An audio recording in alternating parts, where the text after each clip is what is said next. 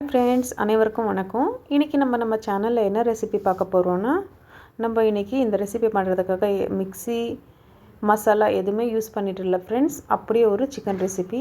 இது பேர் வந்து ஆனியன் சிக்கன். இது சாப்பிட்றதுக்கு உண்மையிலே ரொம்ப அட்டகாசமாக ரொம்ப ருசியாக இருக்கும் ஃப்ரெண்ட்ஸ்.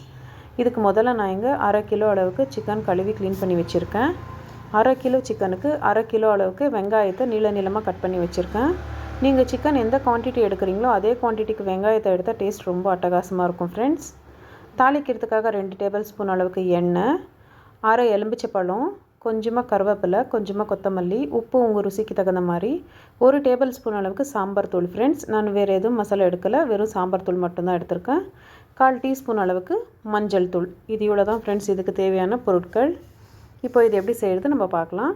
முதல்ல நம்ம இங்கே ஒரு குக்கர் வச்சுட்டு, குக்கரில் நீங்கள் எண்ணெய் இல்லை தண்ணி எதுவுமே சேர்க்காதீங்க ஃப்ரெண்ட்ஸ். அப்படியே நம்ம கழுவி க்ளீன் பண்ணி வச்சுருக்க சிக்கன் எல்லாம் குக்கரில் சேர்த்துக்கோங்க. ஏன்னா சிக்கன் வேகும் போதே தண்ணி வரும், அதனால் சிக்கன் எல்லாம் அதில் சேர்த்துட்டு, இப்போது உங்கள் ருசிக்கு தகுந்த மாதிரி நீங்கள் உப்பு போட்டுக்கோங்க ஃப்ரெண்ட்ஸ். நான் இங்கே ஒரு 3/4 டேபிள் ஸ்பூன் அளவுக்கு கல்லுப்பு சேர்த்துக்கிறேன். இப்போ இது கூடயே நம்ம எடுத்து வச்சுருக்க மஞ்சள் தூள் சேர்த்துக்கலாம். அதுக்கப்புறமா நம்ம எடுத்து வச்சுருக்க சாம்பார் தூள் கூட இது கூடயே சேர்த்துட்டு இதை கொஞ்சம் நல்லா மிக்ஸ் பண்ணி விட்டுடுங்க ஃப்ரெண்ட்ஸ். இப்போ இதை மிக்ஸ் பண்ணிவிட்டு இது குக்கருக்கு மூடி போட்டுட்டு ஒரு 2 விசில் வர வரைக்கும் வேக வச்சுக்கோங்க ஃப்ரெண்ட்ஸ். இப்போ இன்னொரு பக்கம் பாண்டலியில் நம்ம எடுத்து வச்சுருக்க எண்ணெய் சேர்த்துக்கலாம்.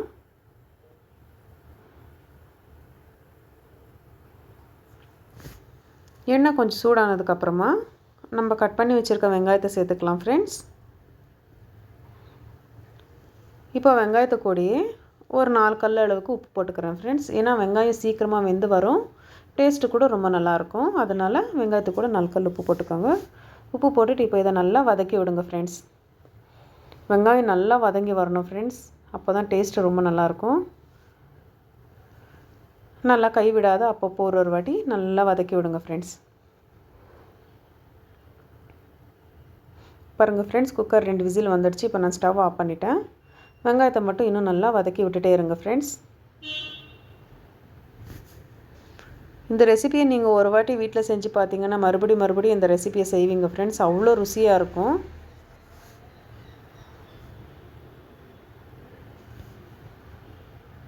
இந்த மாதிரி வெங்காயத்தை நல்லா கலர் மாறுற வரைக்கும் வதக்கி விடுங்க ஃப்ரெண்ட்ஸ்.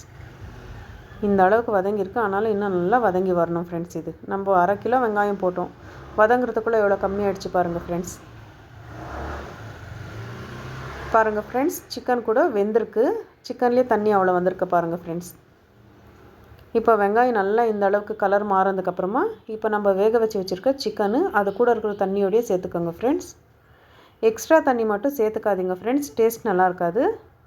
சிக்கனில் வந்திருக்கிற தண்ணியே போதும். இப்போ இது நல்லா சுண்டி வர வரைக்கும் வறுத்து விடுங்க ஃப்ரெண்ட்ஸ்.